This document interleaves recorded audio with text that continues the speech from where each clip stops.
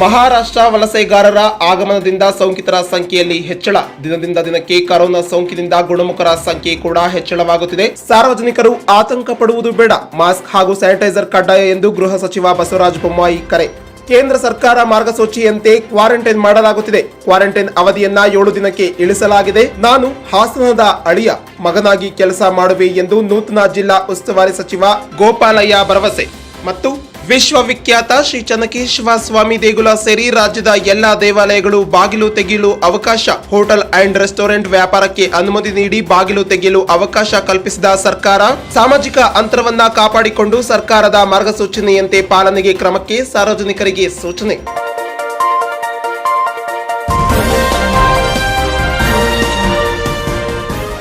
ಮಹಾರಾಷ್ಟ್ರದ ವಲಸೆಗಾರರು ಆಗಮನದಿಂದ ಸೋಂಕಿತರ ಸಂಖ್ಯೆ ಹೆಚ್ಚಾಗಿದ್ದು ಎಲ್ಲರನ್ನ ಕ್ವಾರಂಟೈನ್ ಮಾಡಲಾಗಿ ಈಗ ಗುಣಮುಖರಾಗಿರುವ ಸಂಖ್ಯೆಯಲ್ಲೂ ಹೆಚ್ಚಳ ಕಂಡುಬಂದಿದೆ ಎಂದು ಗೃಹ ಸಚಿವ ಬಸವರಾಜ ಬೊಮ್ಮಾಯಿ ತಿಳಿಸಿದರು. ಹಾಸನ ನಗರಕ್ಕೆ ಆಗಮಿಸಿದ ಅವರು ಮೊದಲು ಜಿಲ್ಲಾ ಪೊಲೀಸ್ ವರಿಷ್ಠಾಧಿಕಾರಿ ಕಚೇರಿಯಲ್ಲಿ ದಕ್ಷಿಣ ವಲಯ ಐಜಿಪಿ ವಿಫಲ್ ಕುಮಾರ್, ಜಿಲ್ಲಾ ಪೊಲೀಸ್ ವರಿಷ್ಠಾಧಿಕಾರಿ ಶ್ರೀನಿವಾಸ್ ಗೌಡ ಹಾಗೂ ಪೊಲೀಸ್ ಅಧಿಕಾರಿಗಳ ಜೊತೆ ಕೆಲ ಸಮಯದಲ್ಲಿ ಸಭೆ ನಡೆಸಿ ನಂತರ ಮಾಧ್ಯಮಗಳೊಂದಿಗೆ ಮಾತನಾಡಿದ ಅವರು, ಕೋವಿಡ್-19 ಸಮಯದಲ್ಲಿ ಸಂಪೂರ್ಣ ನಿಯಂತ್ರಣ ಮಾಡಲು ಹಾಸನ ಜಿಲ್ಲಾ ಪೊಲೀಸರು ಉತ್ತಮ ಕೆಲಸವನ್ನ ಮಾಡಿರುತ್ತಾರೆ. ಹೊರ ಭಾಗದಿಂದ ಇಲ್ಲಿಗೆ ಬಂದು 2,000 ಜನರನ್ನ ಕ್ವಾರಂಟೈನ್ ಮಾಡಿದ ಬಳಿಕ ಪರೀಕ್ಷೆಯನ್ನ ನಡೆಸಲಾಗಿದೆ.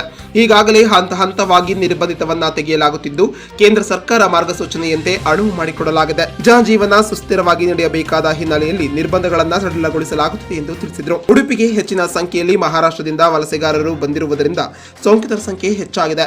ಕ್ವಾರಂಟೈನ್ನಲ್ಲಿ ಇದ್ದ ಎಲ್ಲರನ್ನ ಪರೀಕ್ಷೆ ಕೂಡ ಮಾಡಲಾಗಿದ್ದು ಚಿಕಿತ್ಸೆ ಕೊಡಿಸುತ್ತಿರುವುದರಿಂದ ರಾಜ್ಯದಲ್ಲಿ ಗುಣಮುಖರ ಸಂಖ್ಯೆ ಹೆಚ್ಚಾಗಿದ್ದು ಆತಂಕ ಪಡುವುದು ಬೇಡ ಎಂದರು. ಇಂದಿನಿಂದ ಹೋಟೆಲ್, ರೆಸಾರ್ಟ್, ದೇವಾಲಯಗಳು ಬಾಗಿಲನ್ನು ತೆಗೆದು ಸಾರ್ವಜನಿಕರಿಗೆ ದರ್ಶನ ಮಾಡಲು ಅವಕಾಶವನ್ನ ಕಲ್ಪಿಸಿಕೊಡಲಾಗಿದೆ ಎಂದರು. ಚುನಾವಣೆಗಳು ಬಂದಾಗ ಎಲ್ಲಾ ಪಕ್ಷಗಳಲ್ಲೂ ಅಸಮಾಧಾನ ಬರುವುದು ಸಾಮಾನ್ಯ. ಹಾಗೆಯೇ ಬಿಜೆಪಿಯಲ್ಲೂ ಆಕಾಂಕ್ಷಿಗಳ ಸಭೆಯನ್ನ ನಡೆಸಿದ್ದಾರೆ. ಎಲ್ಲರನ್ನ ಸಂಭಾಳಿಸುವ ಪ್ರಯತ್ನವನ್ನ ಮಾಡಲಾಗಿದೆ.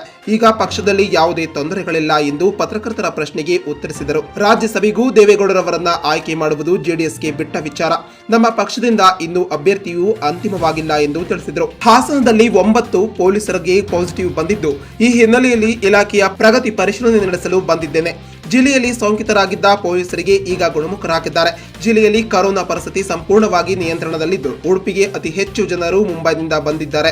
ಹಾಗಾಗಿ ಒಂದೇ ಸಲ ಉಡುಪಿಯಲ್ಲಿ ಹೆಚ್ಚು ಪಾಸಿಟಿವ್ ಕೇಸ್ಗಳು ಆಯಿತು. ಎಲ್ಲರನ್ನ ಕ್ವಾರಂಟೈನ್ ಮಾಡಿ ಪರೀಕ್ಷೆ ಮಾಡಲಾಗಿದೆ. ನಿನ್ನೆಗೆ ಎಲ್ಲರ ಪರೀಕ್ಷೆಯು ಮುಗಿದಿದ್ದು ಇದೀಗ ಗುಣಮುಖರಾಗಿರುವ ಸಂಖ್ಯೆಯು ಹೆಚ್ಚಳವಾಗಿದೆ. ರಾಜ್ಯದಲ್ಲಿ 3ನೇ ರೀತಿಯಲ್ಲಿ ಪಾಸಿಟಿವ್ ಕೇಸ್ಗಳು ಆಗಿದ್ದು, ಒಂದು ವಿದೇಶದಿಂದ ಬಂದವರು, 2ನೇದು ತಬ್ಲಿಕ್, 3ನೇದು ಮಹಾರಾಷ್ಟ್ರದಿಂದ ಸುಮಾರು 38,000 ಜನರು ವಿದೇಶದಿಂದ ಬಂದವರನ್ನ ಕ್ವಾರಂಟೈನ್ ಮಾಡಲಾಗಿದೆ. ತಬ್ಲಿಕ್ ಜುಮಿಯುತ್ ಅವರಿಂದ ಕೂಡ 850 ಜನರನ್ನ ಗುರುತಿಸಿ ವೈರಸ್ ಹರಡದಂತೆ ತಡೆಗಟ್ಟಲಾಗಿದೆ.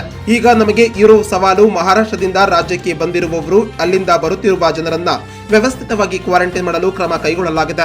ರಾಜ್ಯದ ಜನರು ಎಲ್ಲರೂ ಆತಂಕ ಪಡುವ ಅಗತ್ಯವಿಲ್ಲ. ಎಲ್ಲರೂ ಧೈರ್ಯದಿಂದ ಇರಬೇಕು ಎಂದು ಮನವಿ ಮಾಡಿದರು. ಪ್ರಕರಣ ನಿಯಂತ್ರಣ ಒಂದೇಯಾದರೂ ಜನಜೀವನ ಕೂಡ ಜೊತೆಯಲ್ಲಿ ನಡೆಯಬೇಕು. ಕೇಂದ್ರ ಸರ್ಕಾರ ಮಾರ್ಗಸೂಚಿಯಂತೆ ಅನ್ವಯ ಕ್ರಮಗಳನ್ನ ಕೈಗೊಳ್ಳಲಾಗುವುದು ಎಂದು ತಿಳಿಸಿದರು. ಹಾಸನದ ಕೆಎಸ್ಆರ್ಪಿ 11ನೇ ಬ್ಯಾಟಲಿಯನ್ನಲ್ಲಿ ಅವ್ಯವಹಾರ ಪ್ರಕರಣ ವಿಚಾರವಾಗಿ ಮಾತನಾಡುತ್ತಾ, ಇಂದು ಸಿಐಡಿ ಕೇಸ್ ಟೇಕ್ ಓವರ್ ಮಾಡಿದ್ದು ಸ್ಥಳೀಯ ಪೊಲೀಸರಿಗೆ ಎಲ್ಲಾ ಮಾಹಿತಿಯನ್ನು ನೀಡಲು ಸೂಚನೆಯನ್ನ ನೀಡಲಾಗಿದೆ. ನಿಷ್ಪಕ್ಷಪಾತವಾಗಿ ತನಿಖೆಯನ್ನು ನಡೆದು ಸತ್ಯಾಂಶ ಹೊರ ಬರಲಿದೆ ಎಂದು ಭರವಸೆಯನ್ನ ನೀಡಿದರು. ಈ ಸಭೆಯಲ್ಲಿ ರಿವ್ಯೂ ಮಾಡಿದ್ದೀನಿ.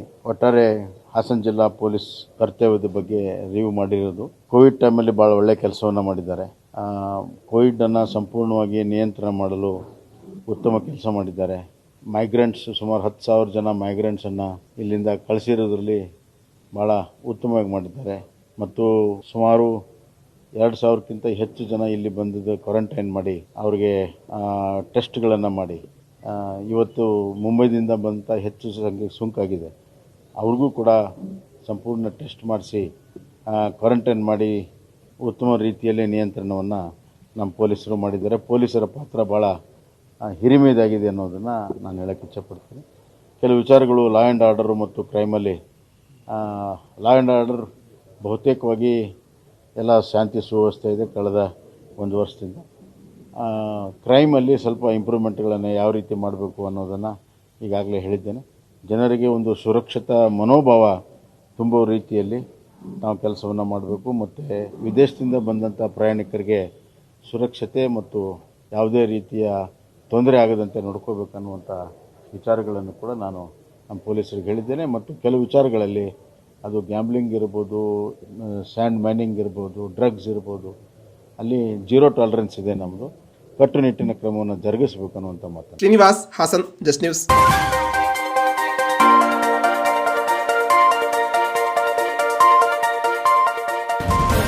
ಉಸ್ತುವಾರಿ ಸಚಿವರಾದ ಮೇಲೆ ಮೊದಲ ಬಾರಿಗೆ ಜಿಲ್ಲೆಗೆ ಭೇಟಿ ನೀಡಿದ್ರು. ನಮ್ಮೂರು ಅಳಿಯನಿಗೆ ಜನರು ಅದ್ದೂರಿಯಾಗಿ ಬರಮಾಡಿಕೊಂಡು 135 ಕೆಜಿಯ ಸೇಬಿನ ಹಾರದ ಮೂಲಕ ಅದ್ದೂರಿ ಸ್ವಾಗತವನ್ನ ಕೋರಿದ್ರು. ಆಹಾರ ಖಾತೆ ಸಚಿವ ಗೋಪಾಲಯ್ಯ ಹಿರಿಸೇವೆಯ ಗಡಿ ಭಾಗದಲ್ಲಿ ಆಂಜನೇಯ ಸ್ವಾಮಿಗೆ ಪೂಜೆಯನ್ನ ಸಲ್ಲಿಸಿದ ನಂತರ ಮಾಧ್ಯಮದವರೊಂದಿಗೆ ಮಾತನಾಡಿ, ನಮ್ಮ ನಾಯಕ ಯಡಿಯೂರಪ್ಪನವರು ನನ್ನ ಮೇಲೆ ವಿಶ್ವಾಸವಿಟ್ಟು ಸಚಿವ ಸ್ಥಾನವನ್ನ ಕೊಟ್ಟಿದ್ದಾರೆ ಮತ್ತು ಈಗ ಹಾಸನ ಉಸ್ತುವಾರಿ ಸಚಿವರಾಗಿ ನೇಮಿಸಿದ್ದಾರೆ. ಹಾಗಾಗಿ ಹಾಸನ ಜಿಲ್ಲೆ ಈಗಾಗಲೇ ಸಾಕಷ್ಟು ಅಭಿವೃದ್ಧಿಯಾಗಿದೆ.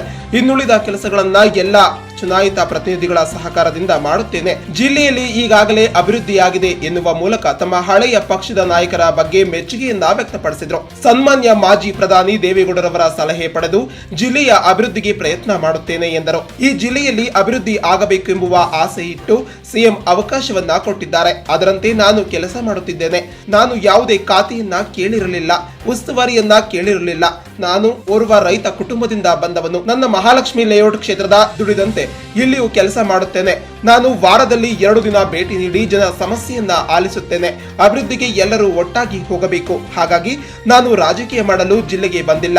ಅಭಿವೃದ್ಧಿಗೆ ನನ್ನ ಆದ್ಯತೆ ಎಂದು ಸಚಿವ ಗೋಪಾಲಯ್ಯ ಇಂದು ಹಾಸನ ಜಿಲ್ಲೆಯಲ್ಲಿ ಗಡಿ ಭಾಗದ ಹಿರಿ ಸೇವೆಯಲ್ಲಿ ತಿಳಿಸಿದರು. ನಂತರ ಸಾಯಿಬಾಬಾ ಆಶ್ರಮಕ್ಕೆ ಭೇಟಿ ನೀಡಿ ಸ್ವಾಮೀಜಿಯವರ ಆಶೀರ್ವಾದವನ್ನ ಪಡೆದು ಸಾಯಿಬಾಬಾರಿಗೆ ವಿಶೇಷ ಪೂಜೆಯನ್ನು ಸಲ್ಲಿಸಿ ಜಿಲ್ಲೆಗೆ ಪ್ರವಾಸಕ್ಕೆ ಹೊರಟರು. ರಾಜ್ಯದ ಮುಖ್ಯಮಂತ್ರಿಗಳು ವಿಶ್ವಾಸ ಇಟ್ಟು ಆಹಾರ ಮತ್ತು ನಾಗರಿಕ ಪೂರೈಕೆ ಖಾತೆಯನ್ನು ಕೊಟ್ಟಿದ್ದಾರೆ. ಜೊತೆಗೆ ಕಳೆದ ವಾರ ಹಾಸನ ಜಿಲ್ಲೆಯ ಉಸ್ತುವಾರಿಯನ್ನು ನೋಡ್ಕೊಬೇಕು ಅಂತಕ್ಕಂಥದ್ದು ಮುಖ್ಯಮಂತ್ರಿಗಳು ನನಗೆ ಆದೇಶ ಮಾಡಿದ್ದಾರೆ. ನಾನು ಒಂದು ರೈತ ಕುಟುಂಬದಲ್ಲಿ ಹುಟ್ಟಿ ಬೆಳೆದಿರ್ತಕ್ಕಂಥವನು. ಇಲ್ಲಿ ನಮ್ಮ ಪೂಜಾ ಸಮಾನದ ಸಾಮಾನ್ಯ ದೇವೇಗೌಡರು ಕಾಲದಲ್ಲಿ ಸಾಕಷ್ಟು ಅಭಿವೃದ್ಧಿ ಕೆಲಸಗಳಾಗಿದೆ. ಇಲ್ಲಿಂದೇನು ಅಭಿವೃದ್ಧಿ ಕೆಲಸಗಳಾಗಬೇಕು ಎಲ್ಲವನ್ನ ನನ್ನ ಜೊತೆಲಿರ್ತಕ್ಕಂಥ ಶಾಸಕ ಜೊತೆಗಳಲ್ಲಿ ಚರ್ಚೆ ಮಾಡಿ ಅಧಿಕಾರಿಗಳು ನಾವು ಈ ಜಿಲ್ಲೆಯನ್ನು ಅಭಿವೃದ್ಧಿ ಪಥದತ್ತ ಕೊಂಡೊಯ್ಯೋದಕ್ಕೆ ಪ್ರಾಮಾಣಿಕವಾಗಿ ಪ್ರಯತ್ನವನ್ನು ಮಾಡುತ್ತೇವೆ. Pradeep Chandrapatna, Just news.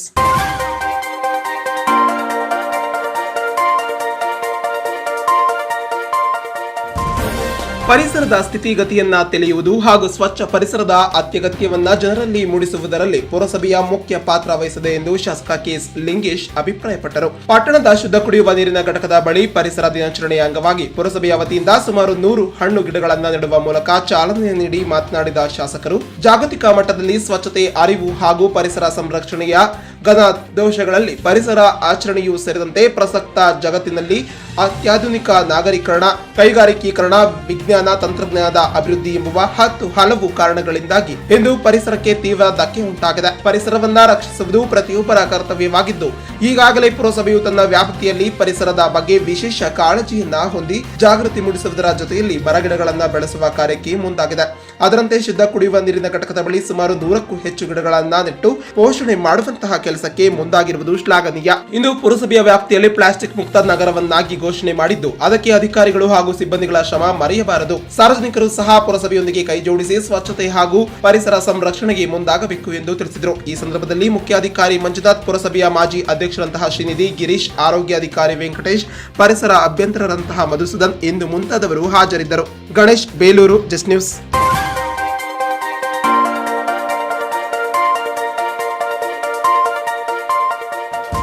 ರೈತರಿಗೆ ಪೂರಕವಾದಂತಹ ಆವಿಷ್ಕಾರಗಳನ್ನ ಒಂದರ ಮೇಲೊಂದು ಮಾಡಿ ರೈತ ವಿಜ್ಞಾನಿ ಎಂದು ಖ್ಯಾತಿ ಪಡೆದಿರುವ ರೋಬೋ ಮಂಜೇಗೌಡ ಈಗಾಗಲೇ ಕರೋನಾ ಸೋಂಕು ಪ್ರಾರಂಭದಲ್ಲಿ ತಗುಲಿದಂತಹ ಸೋಂಕನ್ನ ನಾಶಪಡಿಸಿ ದೇಹಕ್ಕೆ ಹರಡದಂತೆ ಕರೋನಾ ಕಿಲ್ಲರ್ ಎಂಬುವ ಸಾಧನವನ್ನ ಆವಿಷ್ಕಾರ ಮಾಡಿದ್ದಾರೆ. ಪಟ್ಟಣದ ಪ್ರವಾಸಿ ಮಂದಿರದ ಆವರಣದಲ್ಲಿ ಭಾನುವಾರ ಜಿಲ್ಲಾ ಉಸ್ತುವಾರಿ ಸಚಿವ ನಾರಾಯಣಗೌಡರವರ ನೇತೃತ್ವದಲ್ಲಿ ಪ್ರಾತ್ಯಕ್ಷಿತೆಯನ್ನ ನೀಡಿದ್ರು. ಇವರು ಕೋಮಿನಹಳ್ಳಿಯ ಗ್ರಾಮದವರಾಗಿದ್ದಾರೆ. ಸಾಧನೆಯಲ್ಲಿ ನೈಸರ್ಗಿಕ ಗಾಳಿಯನ್ನ 7 ಪದರದಲ್ಲಿ ಫಿಲ್ಟರ್ ಅಳವಡಿಕೆ ಮಾಡಿದರೆ ಆಯುರ್ವೇದ ಲಿಕ್ವಿಡ್ ಶೇಖರಣೆ ಕೂಡ ಇದೆ. ಇವೆರಡನ್ನ ಮಿಶ್ರಣ ಮಾಡಲು ಪ್ರಪೋಸರ್ ಇದೆ. ಬಳಿಕ ಕಂಪ್ರೆಸರ್ ಮಾಸ್ಕ್ ಸರಬರಾಜು ಮಾಡುತ್ತದೆ. ಲಿಕ್ವಿಡ್ ಮಿಕ್ಸ್ ಗಾಳಿಯನ್ನ ಸೇವಿಸಿರುವುದರಿಂದ ಸೋಂಕು ತಗುಲಿದರೆ ನಾಶವಾಗಿ ದೇಹಕ್ಕೆ ಹರಡದಂತೆ ನಿಯಂತ್ರಣ ಮಾಡುತ್ತದೆ.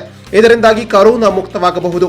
ಈ ಸಾಧನ ಆರೋಗ್ಯವಂತರಿಗೆ ಮತ್ತು ಕರೋನಾ ರೋಗ ಲಕ್ಷಣ ಇಬ್ಬರಿಗೂ ಅನುಕೂಲವಾಗುತ್ತದೆ. ಪುದೀನ ಸೊಪ್ಪು, ಕೊಬ್ಬರಿ ಎಣ್ಣೆ ತಲಾ 5, ml ಮಿಶ್ರಣವನ್ನ ಮಾಡಿಕೊಂಡು ಆರೋಗ್ಯವಂತರಿಗೆ ಉಸಿರಾಟ ಮಾಡಬೇಕು. ಶೀತ, ನೆಗಡಿ, ಕೆಮ್ಮು, ಗಂಟಲು ನೋವು ಸೇರಿದಂತೆ ಕರೋನಾ ರೋಗ ಲಕ್ಷಣಗಳಿದ್ದರೂ ಪುದೀನ ಸೊಪ್ಪು, ಕೊಬ್ಬರಿ ಎಣ್ಣೆ, ತುಳಸಿ, ಒಣಶುಂಠಿ ಪೌಡರ್ ತಲಾ 5 ml ಮಿಶ್ರಣದ ಉಸಿರಾಟವನ್ನ ಕರೋನಾ ಶಂಕಿತರಿಗೆ ಮಾಡಿದರೆ ಸೋಂಕು ತಗುಲಿದರೂ ನಾಶವಾಗಿ ಹೋಗುತ್ತದೆ. ಸಾಧನ ತಯಾರಿಕೆ ವೆಚ್ಚ ಸುಮಾರು 350ರಿಂದ 500 ರೂಪಾಯಿಗಳು ಆಗುತ್ತದೆ. ಲಿಕ್ವಿಡ್ ತಯಾರಿಕೆ ಹೆಚ್ಚು ಖರ್ಚಾಗುವುದಿಲ್ಲ.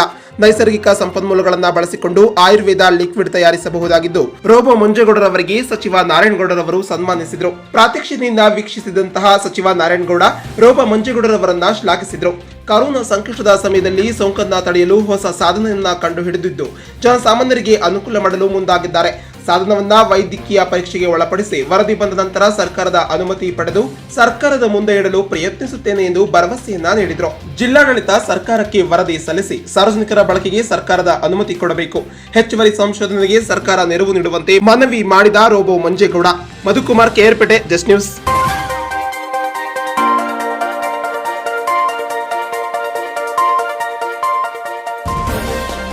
ರೈತ ಮುಖಂಡರು, ಜಿಲ್ಲೆಯ ಜನಪ್ರತಿನಿಧಿಗಳು ವಿರೋಧ ವ್ಯಕ್ತಪಡಿಸಿದ್ದರು. ರಾಜ್ಯ ಸರ್ಕಾರದಿಂದಲೇ ಮೈ ಶುಗರ್ ಸಕ್ಕರೆ ಕಾರ್ಖಾನೆ ಆರಂಭಿಸುವುದಾಗಿ ಜಿಲ್ಲಾ ಉಸ್ತುವಾರಿ ಸಚಿವ ಕೆಸಿ ನಾರಾಯಣಗೌಡರವರು ತಿಳಿಸಿದರು. ಪಟ್ಟಣದ ಪ್ರವಾಸಿ ಮಂದಿರದಲ್ಲಿ ಸುದ್ದಿಗೋಷ್ಠಿಯಲ್ಲಿ ಮಾತನಾಡಿದ ಅವರು, ಶೀಘ್ರದಲ್ಲೇ ಕಬ್ಬು ಅರಿಯಲು ಸಿದ್ಧತೆ ನಡೆಯುತ್ತಿದ್ದು, ನಾನು ಜಿಲ್ಲಾ ಮಂತ್ರಿಯಾಗಿದ್ದು ಮಂಡ್ಯ ಜಿಲ್ಲೆಯಲ್ಲಿ ಕಮಲ ಅರಳೋದನ್ನ ಜಿಲ್ಲೆಯಲ್ಲಿ ಜನಪ್ರತಿನಿಧಿಗಳು ಸಹಿಸಿಕೊಳ್ಳಲು ಆಗುತ್ತಿಲ್ಲ. ಜಿಲ್ಲೆಯ ಅಭಿವೃದ್ಧಿಗೆ ಸಿಎಂ ಯಡಿಯೂರಪ್ಪನವರು ನನಗೆ ಜವಾಬ್ದಾರಿಯನ್ನ ನೀಡಿದ್ದಾರೆ. ಎಷ್ಟು ವಿರೋಧವಾದರೂ ಕೆಲಸ ಮಾಡುತ್ತೇನೆ. ಜನಸಾಮಾನ್ಯರ ಸಮಸ್ಯೆಗಳಿಗೆ ಸ್ಪಂದಿಸಿ ಅಭಿವೃದ್ಧಿಗೆ ಒತ್ತು ನೀಡುತ್ತೇನೆ. ಜಿಲ್ಲೆಯ ಜನಪ್ರತಿನಿಧಿಗಳು ರಾಜಕಾರಣ ಮಾಡದೆ ಜಿಲ್ಲೆಯಲ್ಲಿ ಅಭಿವೃದ್ಧಿಗೆ ಸಂಪೂರ್ಣ ಸಹಕಾರ ನೀಡಬೇಕು ಎಂದು ತಿಳಿಸಿದರು. ಜಿಲ್ಲೆಯಲ್ಲಿ ಕರೋನಾ ಸಂಪೂರ್ಣವಾಗಿ ನಿಯಂತ್ರಣಕ್ಕೆ ಬಂದಿದ್ದು, ಹೊರ ರಾಜ್ಯದ ಜನರು ಕದ್ದು ಮುಚ್ಚಿ ಅಡ್ಡದಾರಿಯಲ್ಲಿ ಜಿಲ್ಲೆಗೆ ಬಾರದೆ ಅನುಮತಿ ಪಡೆದುಕೊಂಡು ನೇರವಾಗಿ ಜಿಲ್ಲಾಡಳಿತ, ತಾಲೂಕು ಆಡಳಿತದ ಮೂಲಕ ಬಂದರೆ 7 ದಿನಗಳ ಕಾಲ ಕ್ವಾರಂಟೈನ್ ಮುಗಿಸಿ ಮನೆಗೆ ತೆರಳಬಹುದು. ಜಿಲ್ಲೆಯಲ್ಲಿ ಬಾಗಿಲು ಮುಚ್ಚಿದ 2 ಸಕ್ಕರೆ ಕಾರ್ಖಾನೆಯನ್ನ ಪುನರಾರಂಭಿಸುವ ಬಗ್ಗೆ ಕಬ್ಬು ಬೆಳೆಗಾರರಿಗೆ ಅನುಕೂಲ ಮಾಡಬೇಕು ಎಂಬುವ ದೃಷ್ಟಿಯಲ್ಲಿ ಜಿಲ್ಲೆಯಲ್ಲಿ ರೈತರ ಸಂಕಷ್ಟಕ್ಕೆ ಸ್ಪಂದಿಸಬೇಕು ಎಂಬುದು ನನ್ನ ಮಹದಾಸೆಯಾಗಿದೆ ಎಂದು ಸಚಿವರು ಅಭಿಪ್ರಾಯಪಟ್ಟರು. ಆದರೆ ಒಂದು ಲಿಮಿಟ್ ಆಗಿ ಅಷ್ಟೊಂದು ಅವ್ರಿಗೆ ಬೇರೆ ಥರ ನಾನ್ ವೆಜ್ನಿಂದ ಹಿಡಿದು ಹಾಲು, ಹಣ್ಣು, ಮೊಟ್ಟೆ ಪ್ರತಿಯೊಂದು ನೋಡ್ಕೊತಾ ಇದ್ದಾರೆ. ಅವರು ದಯವಿಟ್ಟು ಅವರುಗಳು ಸಹಕರಿಸ್ಬೇಕು. ನಮಗೆ ಡೈರೆಕ್ಟ್ ಊರಿಗೆ ಹೋಗ್ಬಾರ್ದು, ಡೈರೆಕ್ಟಾಗಿ ಬೆಂಗಳೂರಿನಿಂದ ಬರಲಿ, ಬೊಂಬೈನಿಂದ ಬರಲಿ, ఢిಲ್ಲಿಯಿಂದ ಬರಲಿ, ಎಲ್ಲಿಂದ ಬರಲಿ, ನಮ್ಮನ್ನು ಗೌರ್ಮೆಂಟ್ ಹಾಸ್ಪಿಟ್ಲಿಗೆ ಬಂದುಬಿಡ್ಬೇಕು. ಅವ್ರು ಬಂದಳ ನಾವು ಅವ್ರಿಗೆ 7 ದಿನ, ಖಾಲಿ 7 ದಿನದಲ್ಲೇ ಅವ್ರಿಗೆ ಟ್ರೀಟ್ಮೆಂಟನ್ನು ಕ್ವಾರಂಟೈನ್ಗೆ ಇಟ್ಟು 2 ಸ್ಟೆಪ್ ನೀವು ನೋಡಿದ್ರಿ. ಮಂಡ್ಯ ತಾವು ಸಹಕಾರ ನೀಡಿದ್ರಿ. ನಮ್ಮ ಸ್ವಾಮೀಜಿಯವರು ದೊಡ್ಡ ಸಹಕಾರ ನೀಡಿದ್ದಾರೆ.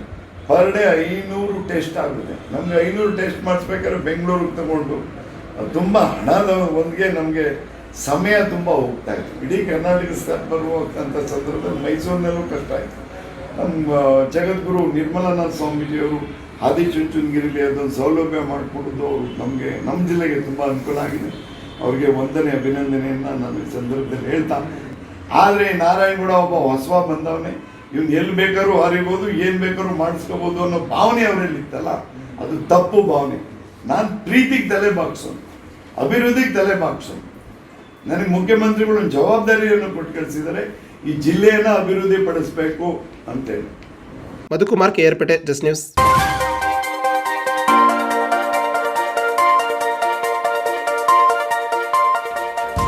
ಮಾರೇನಹಳ್ಳಿಯ ಲಕ್ಷ್ಮೀ ನರಸಿಂಹ ರಥೋತ್ಸವವಿದ್ದು ಇಂದು ರಾಜ್ಯವ್ಯಾಪ್ತಿ ದೇಗುಲಗಳಲ್ಲೂ ಓಪನ್ ಆದ ಹಿನ್ನೆಲೆಯಲ್ಲಿ ಕರೋನಾ ಹಾವಳಿಯಿಂದಾಗಿ ರಥೋತ್ಸವ ರದ್ದಾಗಿದ್ದು ಭಕ್ತರು ದೇವರ ದರ್ಶನ ಪಡೆದು ತೃಪ್ತರಾದ ಘಟನೆ ಮಳವಳ್ಳಿ ಪಟ್ಟಣದಲ್ಲಿ ಹೊರ ವಲಯದ ಮಾರೇನಹಳ್ಳಿಯ ಲಕ್ಷ್ಮೀ ನರಸಿಂಹ ಸ್ವಾಮಿಯ ದೇವಸ್ಥಾನದಲ್ಲಿ ನಡೆಯಿತು. ಇಂದು ಬೆಳಗಿನ ಜಾವದಿಂದಲೇ ದೇವಸ್ಥಾನದ ಮುಂದೆ ಸರತಿ ಸಾಲಿನಲ್ಲಿ ನಿಂತು ದೇವಸ್ಥಾನದ ಮುಂಭಾಗಲಿಂದಲೇ ಸ್ಯಾನಿಟೈಸರ್ ಹಾಕಿ ಸ್ಕ್ಯಾನಿಂಗ್ ಮಾಡುವ ಮೂಲಕ ಸಿಬ್ಬಂದಿಗಳು ಭಕ್ತರಿಗೆ ದೇವರ ದರ್ಶನಕ್ಕೆ ಅವಕಾಶ ಮಾಡಿಕೊಡಲಾಗಿತ್ತು. ಇನ್ನು ದೇವಾಲಯಗಳಿಂದ 10 ವರ್ಷದೊಳಗಿನ ಮಕ್ಕಳು ಹಾಗೂ 65 ವರ್ಷದಿಂದ ವೃದ್ಧರಿಗೆ ಪ್ರವೇಶವನ್ನ ರದ್ದು ಮಾಡಿ ಆದೇಶವಿದ್ದರೂ ಸಹ ಆದೇಶವನ್ನ ಗಾಳಿಗೆ ತೂರಿ ಹೆಚ್ಚಾಗಿ ಮಕ್ಕಳು ಹಾಗೂ ವೃದ್ಧರಿಗೆ ಆಗಮಿಸಿದ್ದು ಕಂಡು ಬಂತು. ಇನ್ನು ಲಕ್ಷ್ಮೀ ನರಸಿಂಹಸ್ವಾಮಿ ದೇವಸ್ಥಾನದ ಅರ್ಚಕರು ಶೇಷಾದ್ರಿಯವರು ಮಾತನಾಡಿ, ಕರೋನಾದಿಂದ ಲಾಕ್ಡೌನ್ ಹಿನ್ನೆಲೆಯಲ್ಲಿ ಇಂದು ದೇವಸ್ಥಾನಗಳು ಬಾಗಿಲು ತೆರೆದಿದ್ದು ಹಿಂದೆ ಲಕ್ಷ್ಮೀ ನರಸಿಂಹಸ್ವಾಮಿಯವರ ದೇವರ ರಥೋತ್ಸವವಿದ್ದು ಸರ್ಕಾರವು ರದ್ದು ಮಾಡಿದ್ದು ಈ ಹಿನ್ನೆಲೆಯಲ್ಲಿ ಭಕ್ತರಿಗೆ ಕೇವಲ ದರ್ಶನ ಮಾಡಲು ಅವಕಾಶವನ್ನ ಕಲ್ಪಿಸಿಕೊಡಲಾಗಿದೆ. ಈ ದೇವಸ್ಥಾನದಲ್ಲಿ ಪೊಲೀಸರನ್ನ ಆಯೋಜನೆ ಮಾಡಲಾಗಿದ್ದರೂ ಮಕ್ಕಳು ಹಾಗೂ ವೃದ್ಧರಿಗೆ ದೇವಸ್ಥಾನಕ್ಕೆ ಬಂದರೂ ತಡೆಯದೆ ಸುಮ್ಮನೆ ಇರುವುದು ದೃಶ್ಯಗಳು ಕಂಡುಬಂತು. ಮಳವಳ್ಳಿ ಪಟ್ಟಣದಲ್ಲಿ ಕರೋನಾ ಆರ್ಭಟದಿಂದಾಗಿ ತತ್ತರಿಸಿ 2 ತಿಂಗಳ ಕಾಲಗಳಲ್ಲಿ ಪರಿತಪಿಸಿದರೂ ಕೂಡ ಇದೆಲ್ಲ ಅರಿವಿದ್ದರೂ ಕೆಲವರು ಮಾಸ್ಕ್ ಹಾಗೂ ಸ್ಯಾನಿಟೈಸರ್ ಬಳಸದೆ ಇರುವುದು ಕಂಡುಬಂತು. ಒಟ್ನಲ್ಲಿ ತಾಲೂಕು ಆಡಳಿತ ಕರೋನಾ ಬಗ್ಗೆ ಯಾವುದೇ ಕ್ರಮ ಕೈಗೊಳ್ಳದೆ ಕೈಚೆಲ್ಲಿ ಕುಳಿತಿರುವುದು ಎದ್ದು ಕಾಣುತ್ತಿದೆ. Madhukumar, Malavalli, just news.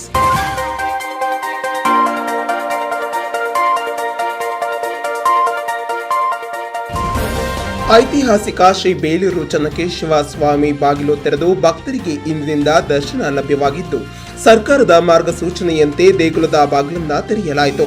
ಸುಮಾರು 900 ವರ್ಷಗಳ ಇತಿಹಾಸವುಳ್ಳ ಹೊಯ್ಸಳರ ಕಾಲದ ದೇವಾಲಯದ ಇತಿಹಾಸದಲ್ಲೇ ಮೊದಲ ಬಾರಿಗೆ ಸುಮಾರು 2 ತಿಂಗಳ ಕಾಲ ಬಾಗಿಲು ಮುಚ್ಚಿದ್ದು ಇದೇ ಪ್ರಥಮವೆಂದು ತಿಳಿದು ಬರುತ್ತಿದೆ. ಕರೋನಾ ಸೋಂಕು ಆತಂಕದ ಹಿನ್ನೆಲೆಯಲ್ಲಿ ಕಳೆದ 2 ತಿಂಗಳ ಹಿಂದೆ ಬಾಗಿಲನ್ನ ಮುಚ್ಚಿದ ವಿಶ್ವವಿಖ್ಯಾತ ಶ್ರೀ ಚೆನ್ನಕೇಶವ ಸ್ವಾಮಿಯ ದೇಗುಲ ಸೋಮವಾರದಿಂದ ಭಕ್ತರಿಗೆ ದರ್ಶನ ನೀಡಲು ಆರಂಭಗೊಂಡಿದೆ. ದೇಗುಲದ ಬಾಗಿಲನ್ನ ತೆರೆಯುವ ಮುಂಚೆ ಪುರಸಭೆಯ ನೌಕರರು ಮತ್ತು ದೇಗುಲದ ಸಿಬ್ಬಂದಿಗಳು ಮುಖ್ಯ ದ್ವಾರದ ಬಾಗಿಲಿಗೆ ಆನೆ ಬಾಗಿಲು ಸೇರಿದಂತೆ ದೇವಾಲಯದ ಒಳ ಪ್ರಾಂಗಣ ಹಾಗೂ ದೇವಾಲಯದ ಸುತ್ತಲೂ ಸ್ಯಾನಿಟೈಸರ್ ಸ್ಪ್ರೇ ಮಾಡಿ ಸ್ವಚ್ಛಗೊಳಿಸಿದ್ರು. ಎಂದಿನಂತೆ ಮುಖ್ಯ ಅರ್ಚಕರು ಶ್ರೀನಿವಾಸ್ ಭಟರು ಹಾಗೂ ಕೃಷ್ಣಸ್ವಾಮಿ ಭಟರು ದೇಗುಲದ ಬಾಗಿಲನ್ನ ತೆರೆದು ಪ್ರತಿನಿತ್ಯದಂತೆ ಶ್ರೀ ಚೆನ್ನಕೇಶವ ಸ್ವಾಮಿಗೆ ಸುಪ್ರಭಾತ ಸೇವೆಯೊಂದಿಗೆ ಪೂಜೆಯನ್ನ ಪ್ರಾರಂಭಿಸಿದರು.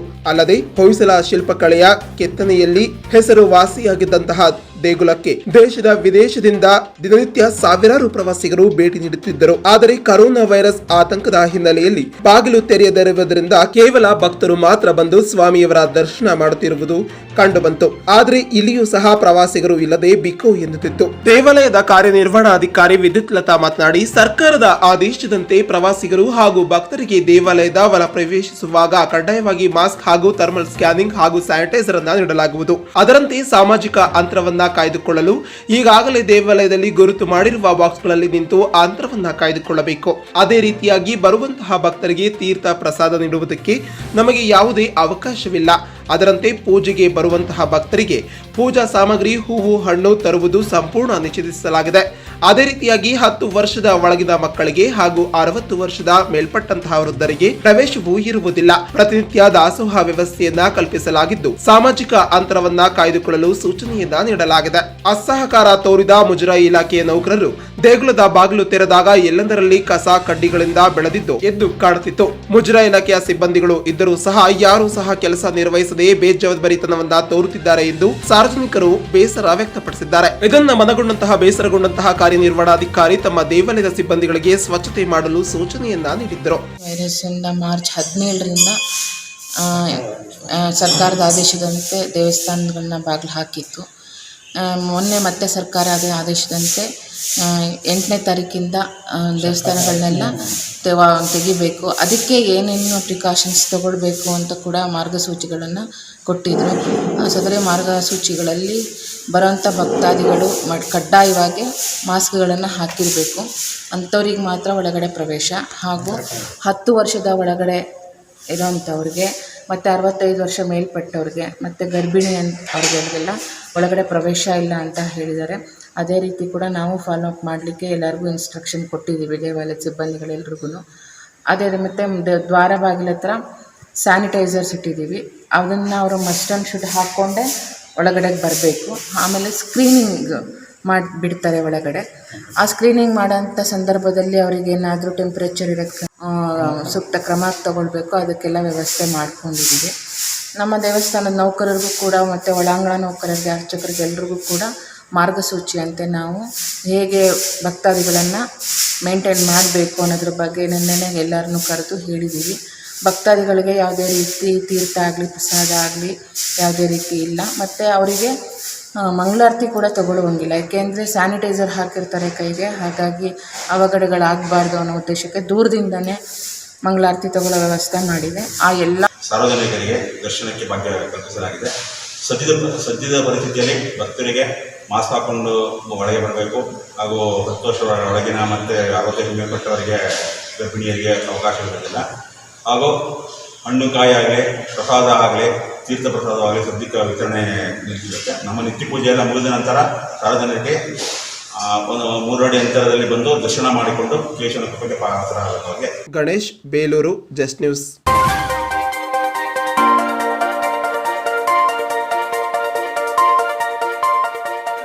ಶ್ರೀ ಚನ್ನಕೇಶವ ಸ್ವಾಮಿ ದೇಗುಲಕ್ಕೆ ಭೇಟಿ ನೀಡಿ ಸ್ವಾಮಿಯ ದರ್ಶನ ಪಡೆದು ವಿಶೇಷ ಪೂಜೆಯನ್ನ ಸಲ್ಲಿಸಿದ ಶಾಸಕ ಕೆಎಸ್ ಲಿಂಗೇಶ್, ಕರೋನಾ ಮಹಾಮಾರಿಯಿಂದಾಗಿ ಸುಮಾರು 2 ತಿಂಗಳಿಂದ ಬಾಗಿಲು ಮುಚ್ಚಿದ್ದ ದೇವಾಲಯವು ಬಾಗಿಲನ್ನ ಇಂದು ಸರ್ಕಾರದ ಆದೇಶದಂತೆ ತೆರೆಯಲಾಗಿದ್ದು ಸರತಿ ಸಾಲಿನಲ್ಲಿ ನಿಂತು ದೇಗುಲಕ್ಕೆ ಆಗಮಿಸಿದ ಶಾಸಕ ಪರಮಾತ್ಮನಲ್ಲಿ ವಿಶೇಷವಾಗಿ ಪೂಜೆಯನ್ನ ಸಲ್ಲಿಸಿದ್ರು. ನಂತರ ಮಾತನಾಡಿದ ಅವರು, ಮಾರ್ಚ್ 17ರಂದು ಲಾಕ್ಡೌನ್ ಘೋಷಣೆಯಾದಾಗಲಿಂದಲೂ ಕೂಡ ಜಿಲ್ಲಾಡಳಿತ ಹಾಗೂ ಸರ್ಕಾರದ ಸೂಚನೆಯಂತೆ ದೇಗುಲದ ಬಾಗಿಲನ್ನ ಮುಚ್ಚಿಸಲಾಗಿತ್ತು. ಆದರೂ ಸಹ ಅರ್ಚಕರಿಗೆ ಬಿಟ್ಟು ಉಳಿದವರಿಗೆ ಪ್ರವೇಶವನ್ನ ನಿರ್ಬಂಧ ಹೇರಿ ದೇವರಿಗೆ ಪೂಜೆ ಪುನಸ್ಕಾರ ಎಂದಿನಂತೆ ನೆರವೇರಿಸಲು ಸರ್ಕಾರ ಆದೇಶ ನೀಡಿತ್ತು. ಅಂದಿನಿಂದ ಇಂದಿನವರೆಗೂ ಸಹ ನಮ್ಮ ಪ್ರಧಾನ ಅರ್ಚಕರು ಪೂಜೆಯನ್ನ ಸಲ್ಲಿಸಿ ಕ್ರಮಬದ್ಧವಾಗಿ ಪೂಜೆಯನ್ನ ಮಾಡಿಕೊಂಡು ಬಂದಿರುತ್ತಾರೆ. ಅದರಂತೆ ಲಾಕ್ಡೌನ್ ಸಡಿಲಿಕೆಗೊಂಡ ಹಿನ್ನೆಲೆಯಲ್ಲಿ ಇಂದಿನಿಂದ ದೇವರ ದರ್ಶನಕ್ಕೆ ಅವಕಾಶವನ್ನ ಕಲ್ಪಿಸಲಾಗಿದ್ದು ಪ್ರತಿಯೊಬ್ಬರು ಸಹ ಸಾಮಾಜಿಕ ಅಂತರವನ್ನ ಕಾಪಾಡಿಕೊಂಡು ಸ್ಯಾನಿಟೈಸರ್ ಮಾಸ್ಕ್ ಧರಿಸಿ ದೇವರ ದರ್ಶನವನ್ನ ಪಡೆಯಬೇಕು ಎಂದು ವಿನಂತಿಸಿದರು. ಸರ್ಕಾರದ ಆದೇಶದಂತೆ ದೇಗುಲದ ಗರ್ಭಗುಡಿಯಲ್ಲಿ ಯಾವುದೇ ಅಭಿಷೇಕ ಮುಂತಾದ ಪೂಜೆಗಳಿಗೆ ಅವಕಾಶವಿರುವುದಿಲ್ಲ. ಮಂಗಳಾರತಿ ಹಾಗೂ ಪ್ರಸಾದ ವ್ಯವಸ್ಥೆಯೂ ಕೂಡ ಇರುವುದಿಲ್ಲ. ಬರುವಂತಹ ಭಕ್ತರಿಗೆ ವ್ಯವಸ್ಥೆ ಕಲ್ಪಿಸಲಾಗಿದೆ. ಆದರೆ ಬಂದಂತಹ ಭಕ್ತರಿಗೆ ದೇಗುಲದ ವೀಕ್ಷಣೆಗೆ ಅವಕಾಶ ಇಲ್ಲ. ಬ್ಯಾರಿಕೇಡ್ ಹಾಕಿ ಸಂಪೂರ್ಣವಾಗಿ ನಿಷೇಧಿಸಲಾಗಿದೆ. ಯಾರು ಸಹ ವಿಗ್ರಹವನ್ನ ಮುಟ್ಟದಂತೆ ಸೂಚಿಸಲಾಗಿದ್ದು ಬಂದಂತಹ ಭಕ್ತರಿಗೆ ದಾಸೋಹ ವ್ಯವಸ್ಥೆಯನ್ನ ಎಂದಿನಂತೆ ನಡೆಯಲು ಸೂಚನೆಯನ್ನ ನೀಡಲಾಗಿದೆ. ಬೇಲೂರಿನ ಶ್ರೀ ಚನ್ನಕೇಶವ ದೇವಾಲಯನ ಈ ಒಂದು ಲಾಕ್ಡೌನ್ ಆದ ನಂತರ ನಮ್ಮಲ್ಲಿ ಮಾರ್ಚ್ 17ಕ್ಕೆ ಲಾಕ್ಡೌನ್ ಆಯ್ತು. ಎಲ್ಲ ಕಡೆಯಿಂದ ಒಂದು ವಾರ ಮುಂಚೆನೇ ಸಹ ನಾವು ಇಲ್ಲಿ ಜಿಲ್ಲಾ ಆಡಳಿತ ಸೂಚನೆ ಮೇಲೆ ಲಾಕ್ಡೌನ್ ಮಾಡಿದ್ದು. ಆಮೇಲೆ ಸರ್ಕಾರನೇ ಲಾಕ್ಡೌನ್ ಮಾಡ್ತಕ್ಕಂಥ ಕೆಲಸ ಮಾಡ್ತು. ಇವತ್ತು ಮತ್ತೆ ಪುನಃ ಭಾಳ ದಿನಗಳ ನಂತರ ಸರ್ಕಾರದ ಸೂಚನೆಯಂತೆ ಇವತ್ತು ಸಾರ್ವಜನಿಕರಿಗೆ ಭಕ್ತಾದಿಗಳಿಗೆ ಚನ್ನಕೇಶವ ದೇವರ ಒಂದು ದರ್ಶನಕ್ಕೆ ಇವತ್ತು ಮುಕ್ತವಾದಂಥ ಪ್ರವೇಶ ನೀಡಲಾಗಿದೆ. ಆದರೆ ಸರ್ಕಾರ ನಿರ್ದೇಶನದ ಪ್ರಕಾರ ಡಿಸ್ಟೆನ್ಸ್ ಮೇಂಟೈನ್ ಮಾಡ್ತಕ್ಕಂಥದ್ದು, ಸ್ಯಾನಿಟೈಸರ್ ಉಪಯೋಗಿಸಿರ್ತಕ್ಕಂಥದ್ದು, ಅದ್ರ ಜೊತೆಗೆ ಒಳಗಡೆ ತೀರ್ಥ ಪ್ರಸಾದ ಯಾವುದೂ ಇರಲ್ಲ, ಕೇವಲ ದೇವರ ದರ್ಶನ ಇದೆಲ್ಲ ಇದೆ. ಇದನ್ನು ಭಾಳ ವ್ಯವಸ್ಥಿತವಾಗಿ ಈ ದೇವಾಲಯದ ಆಡಳಿತ ವ್ಯವಸ್ಥೆ, ಆಡಳಿತ ಮಂಡಳಿ ಉತ್ತಮವಾದಂಥ ಒಂದು ಜವಾಬ್ದಾರಿ ತೆಗೆದುಕೊಂಡು ಕಟ್ಟುನಿಟ್ಟಾದ ಒಂದು ಸೂಚನೆಯನ್ನು ಪಾಲಿಸುವುದರ ಮೂಲಕ ಭಕ್ತಾದರಿಗೆ ಅನುಕೂಲ ಮಾಡಿಕೊಟ್ಟಿದೆ. ಎಲ್ಲರೂ ಸಹ ಅದನ್ನು ದಯಮಾಡಿ ಭಕ್ತರು ಉಪಯೋಗ ಪಡ್ಕೊಂಡು ಯಾವುದೇ ರೀತಿಯ ಗೊಂದಲಕ್ಕೆ ಎಡೆ ಮಾಡಿಕೊಡ್ದಲೇ. ಈ ಸಂದರ್ಭದಲ್ಲಿ ಕಾರ್ಯನಿರ್ವಹಣಾಧಿಕಾರಿ ವಿದ್ಯುತ್ ಲತಾ, ಜೆಡಿಎಸ್ ತಾಲೂಕು ಅಧ್ಯಕ್ಷ ತೌಚ ಅನಂತ ಸುಬ್ಬರಾಯ, ಜಿಲ್ಲಾ ಪಂಚಾಯತ್ ಮಾಜಿ ಅಧ್ಯಕ್ಷ ಬಿಟಿ ಚಂದ್ರೇಗೌಡ, ಪುರಸಭೆಯ ಮಾಜಿ ಅಧ್ಯಕ್ಷ ಶ್ರೀನಿಧಿ, ದೇಗುಲದ ಮುಖ್ಯ ಅರ್ಚಕರಾದಂತಹ ಶ್ರೀನಿವಾಸ್ ಭಟರು ಹಾಗೂ ಕೃಷ್ಣ ಭಟರು, ದೇಗುಲದ ಸಿಬ್ಬಂದಿ ವರ್ಗದವರು ಹಾಜರಿದ್ದರು. Ganesh, Belur, Just news.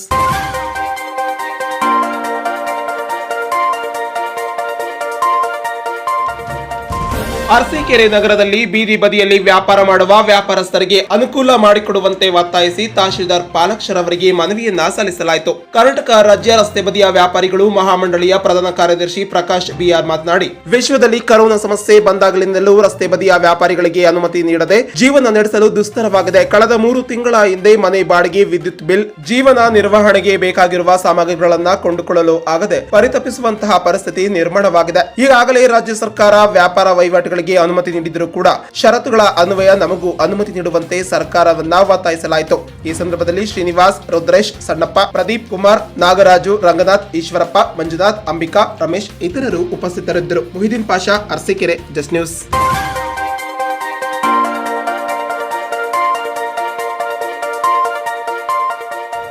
ಯಾವುದೇ ಸಹಕಾರ ಸಂಘಗಳು ಬೆಳೆಯಬೇಕಾದರೆ ಜನಸಾಮಾನ್ಯರ ಸಹಕಾರ ಅತ್ಯಗತ್ಯ ಎಂದು ಜಿಲ್ಲಾ ಎಚ್ಡಿಸಿಸಿ ಬ್ಯಾಂಕಿನ ನಿರ್ದೇಶಕ ಕಬಿನಹಳ್ಳಿ ಜಗದೀಶ್ ಅಭಿಪ್ರಾಯಪಟ್ಟರು. ಪಾಳ್ಯ ಗ್ರಾಮದ ಪ್ರಾಥಮಿಕ ಕೃಷಿ ಪತ್ತಿನ ಸಹಕಾರ ಸಂಘದ ವತಿಯಿಂದ ಆಯೋಜಿಸಿದಂತಹ ಹೊಸ ಸಾಲಗಾರರಿಗೆ ಚೆಕ್ ವಿತರಣೆ ಹಾಗೂ ಸನ್ಮಾನ ಕಾರ್ಯಕ್ರಮದಲ್ಲಿ ಭಾಗವಹಿಸಿ ಮಾತನಾಡಿದ ಅವರು, ಜನಸಾಮಾನ್ಯರು ಕೇವಲ ಸಾಲವನ್ನ ಪಡೆದರೆ ಸಾಲದು, ಯಾವುದೇ ಸಹಕಾರ ಸಂಘದಲ್ಲಿ ಅಥವಾ ಬ್ಯಾಂಕ್ಗಳಲ್ಲಿ ವ್ಯವಹರಿಸಬೇಕು. ನಾನು ನಿರ್ದೇಶಕನಾದ ಅವಧಿಯಲ್ಲಿ ಪ್ರಾಮಾಣಿಕವಾಗಿ ರೈತರಿಗೆ ಸಾಲದ ವರ್ಗೀಕರಣ ನೀಡಿದ್ದು, ನಾನು 10 ವರ್ಷಗಳಲ್ಲಿ ಪ್ರಾಮಾಣಿಕವಾಗಿ ಕಾರ್ಯನಿರ್ವಹಿಸಿದ್ದು ಸಮಾಧಾನವನ್ನ ತಂದಿದೆ. ಮುಂದಿನ ಬಾರಿಯಲ್ಲೂ ಕೂಡ ನಿರ್ದೇಶಕ ಸ್ಥಾನಕ್ಕೆ ಸ್ಪರ್ಧಿಸುತ್ತಿದ್ದು ತಮ್ಮೆಲ್ಲರ ಬೆಂಬಲ ಅವಶ್ಯಕವಾಗಿ ನೀಡಬೇಕು ಎಂದು ಮನವಿ ಮಾಡಿದರು. ಜಿಲ್ಲಾ ಎಪಿಎಂಸಿಯ ಅಧ್ಯಕ್ಷ ಕೆಎಸ್ ಮಂಜೇಗೌಡ ಮಾತನಾಡಿ, ಜಿಲ್ಲೆಯಲ್ಲಿ ಸಹಕಾರ ಸಂಘಗಳ ಬೆಳೆಯಲು ಎಚ್ಡಿ ರೇವಣ್ಣನವರ ಕೊಡುಗೆ ಅಪಾರ ಹಾಗೂ ಸಹಕಾರ ಸಂಘಗಳಲ್ಲಿ ಬೆಳೆಯಬೇಕಾದರೆ ಜನಸಾಮಾನ್ಯರು ಬ್ಯಾಂಕ್ ಅಥವಾ ಸಹಕಾರ ಸಂಘದಲ್ಲಿ ಪ್ರಾಮಾಣಿಕವಾಗಿ ವ್ಯವಹರಿಸಬೇಕು. ಆಗ ಮಾತ್ರ ಸಹಕಾರ ಸಂಘಗಳಲ್ಲಿ ಅಥವಾ ಬ್ಯಾಂಕ್ಗಳಲ್ಲಿ ಬೆಳೆಯಲು ಸಾಧ್ಯವಾಗುತ್ತದೆ.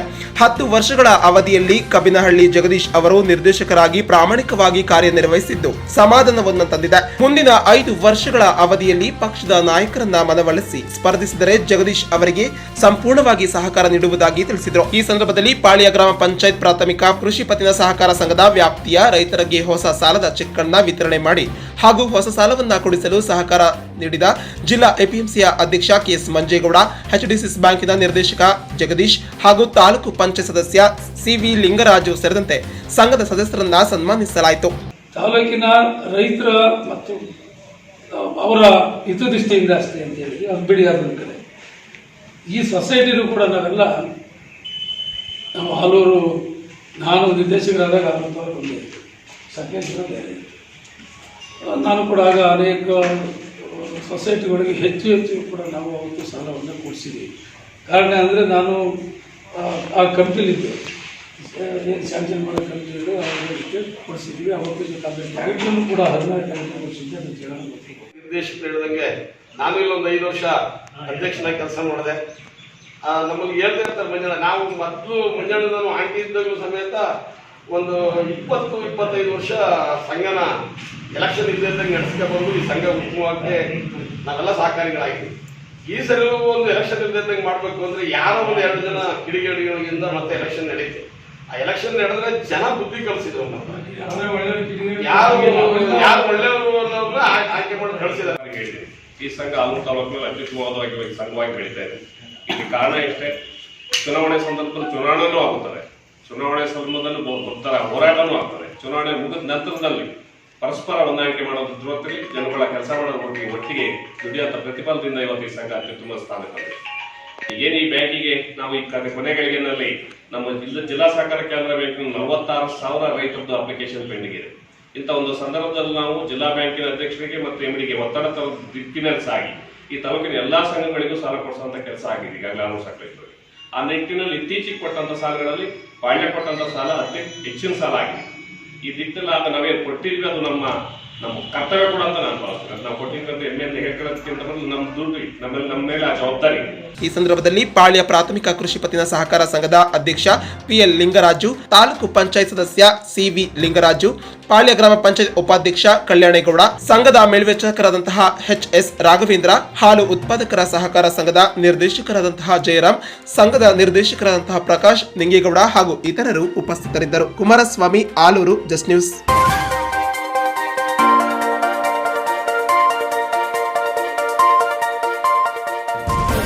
2 ತಿಂಗಳ ನಂತರ ಸೋಮವಾರದಿಂದ ಎಲ್ಲಾ ದೇವಾಲಯಗಳ ಬಾಗಿಲು ತೆರೆದು ಸಾರ್ವಜನಿಕರಿಗೆ ದರ್ಶನಕ್ಕೆ ಅವಕಾಶ ಮಾಡಿಕೊಡಲಾಯಿತು. ಕೊರೋನಾ ಎಂಬುವ ಮಹಾಮಾರಿ ಆವರಿಸಿ ಲಾಕ್ಡೌನ್ಗೊಂಡು ದೇವಸ್ಥಾನದ ಬಾಗಿಲನ್ನ ಕಳೆದ 2 ತಿಂಗಳ ಹಿಂದೆ ಮುಚ್ಚಿಸಲಾಗಿತ್ತು. ಸರ್ಕಾರವು ಕೆಲ ನಿರ್ಬಂಧಗಳನ್ನ ದೇವಾಲಯಗಳಿಗೆ ನೀಡಿ ಬಾಗಿಲನ್ನ ತೆಗೆಯಲು ಅವಕಾಶ ಕೊಟ್ಟ ಹಿನ್ನೆಲೆಯಲ್ಲಿ ಸೋಮವಾರದಿಂದ ಭಕ್ತರಿಗೆ ಬಂದು ದೇವರ ದರ್ಶನ ಪಡೆಯಲು ನಗರದ ಶ್ರೀ ಸೀತಾರಾಮಾಂಜನೇಯ ದೇವಸ್ಥಾನ ಬಾಗಿಲು ತೆಗೆದ ಹಿನ್ನೆಲೆಯಲ್ಲಿ ಮೊದಲ ದಿವಸದ ಅಷ್ಟೊಂದು ಭಕ್ತರು ಆಗಮಿಸಿರಲಿಲ್ಲ. ದೇವಾಲಯದ ಮುಂದೆ ಕೈಕಾಳುಗಳನ್ನ ತೊಳೆಯಲು ಪ್ರತ್ಯೇಕ ವ್ಯವಸ್ಥೆಯನ್ನ ಮಾಡಿ ಹ್ಯಾಂಡ್ ವಾಶ್, ಸ್ಯಾನಿಟೈಸರ್ ಇಡಲಾಗಿತ್ತು. ಯಾರು ಭಕ್ತಾದಿಗಳು ದೇವಸ್ಥಾನದ ಒಳಗೆ ಬರುವ ಮೊದಲು ಸ್ವಚ್ಛತೆಯಿಂದ ಬಂದು ಸಾಮಾಜಿಕ ಅಂತರದಲ್ಲಿ ದೇವರ ದರ್ಶನವನ್ನ ಮಾಡಲು ಅವಕಾಶವನ್ನ ಕಲ್ಪಿಸಿಕೊಡಲಾಗಿತ್ತು. ಸೀತಾರಾಮಾಂಜನೇಯ ದೇವಸ್ಥಾನದ ಅಧ್ಯಕ್ಷ ಶ್ರೀಕಾಂತ್ ಮಾಧ್ಯಮದೊಂದಿಗೆ ಮಾತನಾಡಿ, ಕೊರೋನಾ ಎಂಬುದು ಜಗತ್ತಿನಾದ್ಯಂತ ಹರಡಿ ಲಾಕ್ಡೌನ್ ಆದೇಶ ಜಾರಿಗೆ ಬಂದ ಹಿನ್ನೆಲೆಯಲ್ಲಿ ದೇವಾಲಯಕ್ಕೆ ಸಾರ್ವಜನಿಕರ ಪ್ರವೇಶವನ್ನ ನಿಷೇಧವನ್ನ ಹೇರಲಾಗಿತ್ತು. ಸರ್ಕಾರದ ಆದೇಶದಂತೆ ಸೋಮವಾರದಿಂದ ದೇವಾಲಯಗಳಲ್ಲಿ ಬಾಗಿಲು ತೆಗೆದು ಸಾರ್ವಜನಿಕರಿಗೆ ದರ್ಶನಕ್ಕೆ ಅವಕಾಶವನ್ನ ಮಾಡಿಕೊಡಲಾಗಿದೆ. ನಿಯಮ ಜಾರಿ ಮಾಡಿರುವಂತೆ ದೇಗುಲದ ಬಾಗಿಲನ್ನ ಬಳಿ ಸ್ಯಾನಿಟೈಸರ್, ಕೈಕಾಳು ಸ್ವಚ್ಛಗೊಳಿಸಲು ನೀರಿನ ವ್ಯವಸ್ಥೆ ಹಾಗೂ ಹ್ಯಾಂಡ್ ವಾಶ್ ಇಡಲಾಗಿದೆ. ಒಳಗೆ ಪ್ರವೇಶ ಮಾಡಬೇಕಾದರೆ ಮಾಸ್ಕ್ ಅನ್ನ ಧರಿಸಿ ಸಾಮಾಜಿಕ ಅಂತರದಲ್ಲಿ ನಿಂತು ದೇವರ ದರ್ಶನವನ್ನ ಮಾಡಬಹುದು. ಅದಕ್ಕೆ ಅವಕಾಶವನ್ನ ಕಲ್ಪಿಸಿಕೊಡಲಾಗಿದೆ ಎಂದು ಮಾಹಿತಿ ನೀಡಿದರು. Srinivas, Hassan, just news.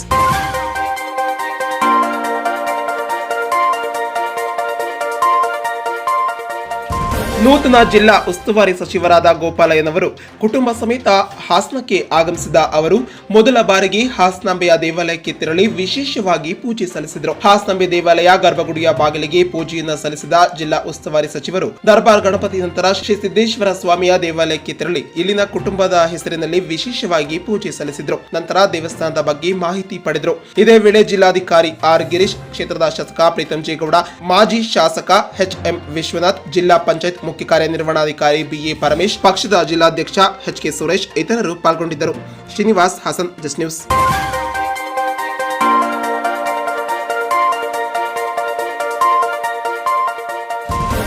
ನಾನು ಹಾಸನ ಜಿಲ್ಲೆಯ ಅಳಿಯನಾಗಿದ್ದರೂ ಮಗನಾಗಿ ಜಿಲ್ಲೆಯ ಅಭಿವೃದ್ಧಿ ಕೆಲಸ ಮಾಡುವುದಾಗಿ ಜಿಲ್ಲಾ ಉಸ್ತುವಾರಿ ಸಚಿವ ಗೋಪಾಲಯ್ಯ ತಿಳಿಸಿದರು. ಹಾಸನ ಜಿಲ್ಲೆಯ ಉಸ್ತುವಾರಿಯಾಗಿ ಸಚಿವರಾದ ಮೇಲೆ ಮೊದಲ ಬಾರಿಗೆ ನಗರದ ಜಿಲ್ಲಾ ಬಿಜೆಪಿ ಕಚೇರಿಯಲ್ಲಿ ಪಕ್ಷದ ಮುಖಂಡರು ಹಾಗೂ ಕಾರ್ಯಕರ್ತರ ಜೊತೆಯಲ್ಲಿ ಸಭೆ ನಡೆಸಿ ಪಕ್ಷ ಸಂಘಟಿಸುವ ಬಗ್ಗೆ ಚರ್ಚಿಸಿದರು. ನಂತರ ಉದ್ದೇಶಿಸಿ ಮಾತನಾಡಿದ ಅವರು, ಜಿಲ್ಲೆಯಲ್ಲಿ ಕ್ಷೇತ್ರವನ್ನ ಅಭಿವೃದ್ಧಿ ಮಾಡಬೇಕು, ಪಕ್ಷವನ್ನ ಕಟ್ಟುವ ನಿಟ್ಟಿನಲ್ಲಿ ಮುಂದಾಗಬೇಕು ಎಂದು ಇಲ್ಲಿನ ಜವಾಬ್ದಾರಿಯನ್ನ ನೀಡಿ ಮುಖ್ಯಮಂತ್ರಿಗಳು ಕಳಿಸಿದ್ದಾರೆ. ಮುಂದೆ ಹಾಸನಕ್ಕೆ ಬಂದು ತಾಲೂಕು ವಾರು ಸಭೆಯನ್ನ ನಡೆಸಲಾಗುವುದು. ಹಾಸನ ಜಿಲ್ಲೆಯ ಉಸ್ತುವಾರಿ ಸಚಿವರಾಗಿ ಆಯ್ಕೆಗೊಂಡ ಮೇಲೆ ಮೊದಲ ಬಾರಿಗೆ ಇಲ್ಲಿಗೆ ಬಂದಿದ್ದೇನೆ. ಪ್ರಧಾನಮಂತ್ರಿ ನರೇಂದ್ರ ಮೋದಿಜಿ ಅವರ ಸೂಚನೆಯಂತೆ ರಾಜ್ಯದಲ್ಲಿ ಮುಖ್ಯಮಂತ್ರಿ ಯಡಿಯೂರಪ್ಪನವರು ಕಾಲಕ್ಕೆ ತಕ್ಕಂತೆ ಎಲ್ಲರನ್ನ ಪಾಲಿಸುವ ಸರಿಯಾದ ತೀರ್ಮಾನವನ್ನ ಕೈಗೊಳ್ಳುತ್ತಿದ್ದಾರೆ. ಕರೋನಾ ಎಂಬುದು ಈಗಾಗಲೇ ಆವರಿಸಿರುವುದರಿಂದ ಭಯ ಪಡದೆ ಅವರ ಮಧ್ಯೆ ನಾವು ಬದುಕಬೇಕಾಗಿದೆ. ಗ್ರಾಮದ ಕುಟುಂಬಗಳ ರಕ್ಷಣೆ ಮಾಡುವುದು ಬಿಜೆಪಿ ಪಕ್ಷದ ಪ್ರತಿಯೊಬ್ಬರು ಕರ್ತವ್ಯವಾಗಿದ್ದು, ಹಾಸನ ಜಿಲ್ಲೆಯಲ್ಲಿ ಸಮಸ್ಯೆ ಏನಿದೆ ಕೆಲಸ ಮಾಡಿ ಬಗೆಹರಿಸುವ ಕೆಲಸವನ್ನ ಮಾಡಲಾಗುವುದು. ನಾನು ಕೂಡ ರೈತ ಕುಟುಂಬದಲ್ಲಿ ಹುಟ್ಟಿದ್ದು, ಎಲ್ಲರೂ ಕೂಡ ಸುಖ ದುಃಖವನ್ನ ಬಲ್ಲವನಾಗಿದ್ದೇನೆ. ನಾನು ಕೂಡ ಹಾಸನ ಜಿಲ್ಲೆಯ ಅಳಿಯ ಎನ್ನುವುದಕ್ಕಿಂತ ಮಗನಾಗಿ ಕೆಲಸ ಮಾಡುತ್ತೇನೆ. ಎಲ್ಲರನ್ನ ವಿಶ್ವಾಸಕ್ಕೆ ತೆಗೆದುಕೊಂಡು ಕೆಲಸ ಮಾಡುವುದರ ಜೊತೆಯಲ್ಲಿ ಪಕ್ಷವನ್ನ ಬಲಗೊಳಿಸುತ್ತೇನೆ ಎಂದು ವಿಶ್ವಾಸ ವ್ಯಕ್ತಪಡಿಸಿದರು. ಬಿಜೆಪಿ ಜಿಲ್ಲಾಧ್ಯಕ್ಷ ಎಚ್.ಕೆ. ಸುರೇಶ್ ಮಾತನಾಡಿ, ಬಿಜೆಪಿ ಸಹಕಾರ ಇದೆ, ಆದರೆ ನಾಮಿನೇಷನ್ ಜೆಡಿಎಸ್ ಪಕ್ಷದವರು ಮಾಡುತ್ತಿದ್ದಾರೆ ಎಂಬುದು ಮಾತುಗಳು ಕೇಳಿ ಬಂದಿದೆ. ಆದರೆ ಬಿಜೆಪಿ ಪಕ್ಷದವರಿಂದ ನಾಮಿನೇಷನ್ ಆಗಲಿದ್ದು ಚರ್ಚೆಗಳಿಗೆ ಅವಕಾಶ ಕೊಡಬೇಡಿ ಎಂದು ಕಾರ್ಯಕರ್ತರಿಗೆ ಮನವಿ ಮಾಡಿದರು. ನೂತನ ಜಿಲ್ಲಾ ಮಂತ್ರಿಗಳು ಗಟ್ಟಿಯಾಗಿದ್ದಾರೆ. ಪಕ್ಷದ ಕಾರ್ಯಕರ್ತರಿಗೆ ಶಕ್ತಿ ತುಂಬುವ ಕೆಲಸ ಮಾಡಲಿದ್ದಾರೆ ಎಂದರು. ಈಗ ಮುಖ್ಯಮಂತ್ರಿಗಳು ನನ್ನ ಕಲಿಸಿರ್ತಕ್ಕಂಥದ್ದು ಈ ಕ್ಷೇತ್ರವನ್ನು ಅಭಿವೃದ್ಧಿ ಮಾಡಬೇಕು, ಪಕ್ಷವನ್ನು ಕಟ್ಟತಕ್ಕಂಥ ನಿಟ್ಟಿನಲ್ಲಿ ಪ್ರಾಮಾಣಿಕವಾಗಿ ನಿಮ್ಮೆಲ್ಲರ ಜೊತೆ ನಾನಿದ್ದು ಇನ್ನೊಂದು ಬಾರಿ ಸೇರ್ಕೊಳ್ಳೋಣ. ಇದನ್ನ ನಾನು ತಾಲೂಕು ಬರ್ತೀನಿ. ಇವತ್ತು ತುರ್ತಾಗಿರೋದ್ರಿಂದ ಆ ಸಭೆಗೂ ನಾವು ಇನ್ ಟೈಮ್ ಹೋಗ್ಬೇಕು ಅಂತಕ್ಕಂಥ ಉದ್ದೇಶದಿಂದ ಬಂದು ಆದರೂ 25 ನಿಮಿಷ ಲೇಟ್ ಆಗಿದೆ. ಈಗಾಗಲೇ ಕೇಂದ್ರದಲ್ಲಿ ಪ್ರಧಾನಮಂತ್ರಿ ನರೇಂದ್ರ ಮೋದಿಜಿಯವರು, ರಾಜ್ಯದಲ್ಲಿ ನಮ್ಮ ನಾಯಕರು, ರಾಜ್ಯದ ಮುಖ್ಯಮಂತ್ರಿಗಳ ಸನ್ಮಾನ್ಯ ಯಡಿಯೂರಪ್ಪ ಅವರು ಆ ಕಾಲಕ್ಕೆ ತಕ್ಕಂತೆ ಸರಿಯಾದ ತೀರ್ಮಾನವನ್ನು ತಗೊಂಡು ಅಲ್ಲಿ ಕೇಂದ್ರದಲ್ಲಿ ಪ್ರಧಾನಮಂತ್ರಿಯವರು ಏನು ಸೂಚನೆಯನ್ನು ಕೊಡ್ತಾರೆ, ಇಲ್ಲಿ ರಾಜ್ಯದಲ್ಲಿ ಎಲ್ಲರೂ ಪಾಲಿಸ್ತಕ್ಕಂಥ ಪ್ರತಿಯೊಬ್ಬ ಪ್ರಜೆಯೂ ಪಾಲಿಸ್ತಕ್ಕಂಥ ಒಂದು ತೀರ್ಮಾನವನ್ನ ಭಾರತೀಯ ಜನತಾ ಪಕ್ಷದ ಸರ್ಕಾರ ಇಡೀ ದೇಶದಲ್ಲಿ ತಗೊಂಡು ಈಗೆಲ್ಲ ಏನು ಯಾಕೆ ಜಾಸ್ತಿ ಆಯಿತು ಅಂತಕ್ಕಂಥದ್ದು ಗೊತ್ತಿದೆ. ನಾವೆಲ್ಲರೂ ಈಗ ಅದರ ಮಧ್ಯೆ ಬದುಕಬೇಕಾಗಿದೆ. പക്ഷെ ನನ್ನ ಮುಖಂಡರಲ್ಲಿ ಭಾರತೀಯ ಜನತಾ ಪಕ್ಷದ ಹಾಸನ ಜಿಲ್ಲೆಯ ಎಲ್ಲಾ ಮುಖಂಡರುಗಳಲ್ಲಿ ನಾನು ಕೇಳ್ಕೊಳ್ತಕ್ಕಂಥದ್ದು, ನೀವು ವಾಸ ಮಾಡ್ತಕ್ಕಂಥ ಗ್ರಾಮಗಳಲ್ಲಿ ನಿಮ್ಮ ಕುಟುಂಬದ ಜೊತೆಗೆ ನಿಮ್ಮ ಊರನ್ನು ರಕ್ಷಣೆ ಮಾಡ್ತಕ್ಕಂಥದ್ದು ಭಾರತೀಯ ಜನತಾ ಪಕ್ಷದ ಪ್ರತಿಯೊಬ್ಬರದ ಕರ್ತವ್ಯ. ನಾನು ಈ ಜಿಲ್ಲೆಗೆ ಬಂದಿದ್ದೇನೆ. ನಾನೇನು ಮಹಾಲಕ್ಷ್ಮಿ ಲೇಔಟ್ನಲ್ಲಿ ಕೆಲಸವನ್ನು ಮಾಡಿದೆ. ಅದಕ್ಕಿಂತ ಮುಂಚೆ ಮಹಾನಗರ ಪಾಲಿಕೆಯಲ್ಲಿ ನನ್ನ ಹುಟ್ಟೂರಿನಲ್ಲಿ ಕಾಮಾಕ್ಷಿಪಾಳ್ಯದಲ್ಲಿ ಸದಸ್ಯನಾಗಿ ಅಲ್ಲೇನು ಕೆಲಸ ಮಾಡಿದೆ, ಮಹಾಲಕ್ಷ್ಮಿ ಲೇಔಟ್ನಲ್ಲಿ ಏನು ಕೆಲಸ ಮಾಡಿದೆ. ಬಹುಶಃ ನಿಮ್ಮ ಜೊತೆ ಇರ್ತೀನಿ. ಈ ಜಿಲ್ಲೆಯ ಜನರ ಜೊತೆ ಇದ್ದು ಕೆಲಸವನ್ನು ಮಾಡ್ತಕ್ಕಂಥದ್ರಲ್ಲಿ ಎಲ್ಲಿ ಸಮಸ್ಯೆ ಇದೆ ಆ ಸಮಸ್ಯೆಯನ್ನು ಬರೆಸ್ತಕ್ಕಂಥ ಕೆಲಸವನ್ನು ಮಾಡ್ತೇನೆ. ನಾನು ಕೂಡ ಒಂದು ರೈತ ಕುಟುಂಬದಲ್ಲಿ ಹುಟ್ಟಿ ರೈತರ ಕಷ್ಟ ಸುಖಗಳನ್ನು ಬಲ್ಲವನಾಗಿದ್ದೆ. ಎಲ್ಲರ ಜೊತೆ ಒಟ್ಟಾಗಿ ಹೋಗಿ ಕೆಲಸವನ್ನು ಮಾಡ್ತಕ್ಕಂಥದ್ದು, ಇನ್ನೊಂದು ಕಡೆ ಪಕ್ಷವನ್ನು ಕಟ್ಟತಕ್ಕಂಥ ನಿಟ್ಟಿನಲ್ಲಿ ನಿಮ್ಮಗಳ ಜೊತೆ ಇದ್ದು ಕೆಲಸವನ್ನು ಮಾಡ್ತೇನೆ. ಬೇರೆ ಇನ್ನೊಂದು ದಿನ ಪ್ರತ್ಯೇಕವಾಗಿ ಇದನ್ನ ನಮ್ಮ ಜಿಲ್ಲಾಧ್ಯಕ್ಷರಿಗೆ ಹಿರಿಯರಿಗೆ ಎಲ್ಲರೂ ತಿಳಿಸಿ ಇನ್ನೊಂದು ಸಭೆ ಮಾಡೋಣ. ಇದೇ ವೇಳೆ ಕ್ಷೇತ್ರದ ಶಾಸಕರಾದಂತಹ ಪ್ರೀತಂ ಜೇಗೌಡ, ಹುರುಡ ಮಾಜಿ ಅಧ್ಯಕ್ಷ ನೆವಿಲೆ ಅಣ್ಣಪ್ಪ, ಮಾಜಿ ಶಾಸಕ ಎಚ್.ಎಂ. ವಿಶ್ವನಾಥ್, ಮುಖಂಡ ಪುಟ್ಟಸ್ವಾಮಿ, ಬಿಆರ್ ಗುರುದೇವ್ ಇತರರು ಪಾಲ್ಗೊಂಡಿದ್ದರು. Srinivas, Hassan, just news.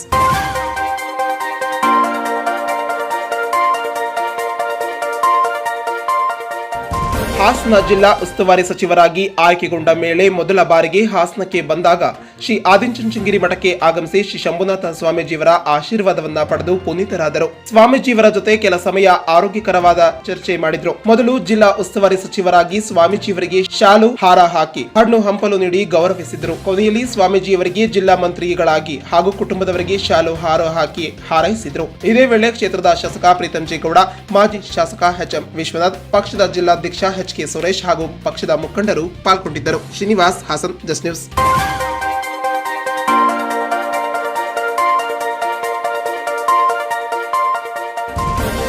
ಕೇಂದ್ರ ಸರ್ಕಾರದ ಆದೇಶದಂತೆ ಕ್ವಾರಂಟೈನ್ ಅವಧಿಯನ್ನ 7 ದಿನಕ್ಕೆ ಇಳಿಸಲಾಗಿದೆ ಎಂದು ಜಿಲ್ಲಾ ಉಸ್ತುವಾರಿ ಸಚಿವ ಕೆ ಗೋಪಾಲಯ್ಯ ತಿಳಿಸಿದರು. ಹಾಸನ ನಗರದ ಜಿಲ್ಲಾ ಪಂಚಾಯತ್ ಹೊಯ್ಸಳ ಸಭಾಂಗಣದಲ್ಲಿ ಜಿಲ್ಲಾ ಉಸ್ತುವಾರಿ ಸಚಿವರು ಹಾಗೂ ಆಹಾರ, ನಾಗರಿಕ ಸರಬರಾಜು ಮತ್ತು ಗ್ರಾಹಕ ವ್ಯವಹಾರ ಅಧ್ಯಕ್ಷತೆಯಲ್ಲಿ ಸೋಮವಾರ ನಡೆದ ಕೋವಿಡ್-19 ಹಾಗೂ ಪ್ರಗತಿ ಪರಿಶೀಲನಾ ಸಭೆಯಲ್ಲಿ ಕೊರೋನಾ ಬಗ್ಗೆ ಅರಸೀಕೆರೆ ಕ್ಷೇತ್ರದ ಶಾಸಕ ಕೆಎಂ ಶಿವಲಿಂಗೇಗೌಡರವರು ಮಾತನಾಡಿ, ಇತರೆ ರಾಜ್ಯದಿಂದ ಜಿಲ್ಲೆಗೆ ಬಂದಿರುವವರಿಂದ ಕೊರೋನಾ ಹೆಚ್ಚು ಕಂಡು ಬರುತ್ತಿದ್ದು ಅವರಿಗೆ ಸೂಕ್ತ ಪರೀಕ್ಷೆಯನ್ನು ನಡೆಸಿ ಕ್ವಾರಂಟೈನ್ ಮಾಡುವ ಅವಧಿಯನ್ನ ಇನ್ನೂ ಹೆಚ್ಚಿಸಬೇಕಾಗಿದೆ.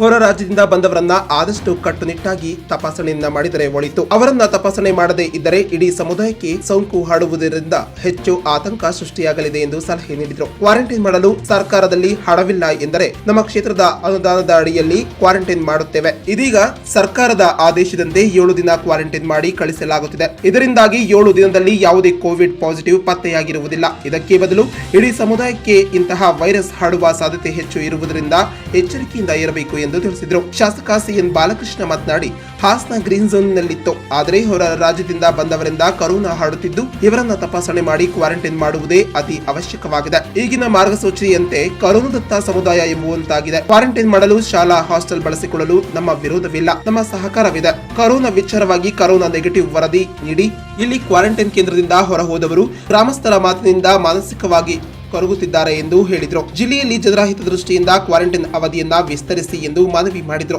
ಜಿಲ್ಲಾ ಉಸ್ತುವಾರಿ ಸಚಿವ ಕೆ ಗೋಪಾಲಯ್ಯ ಮಾತನಾಡಿ, ಸರ್ಕಾರದ ಬಳಿ ಕೊರೋನಾ ನಿಯಂತ್ರಣಕ್ಕೆ ಹಣದ ಕೊರತೆ ಇಲ್ಲ.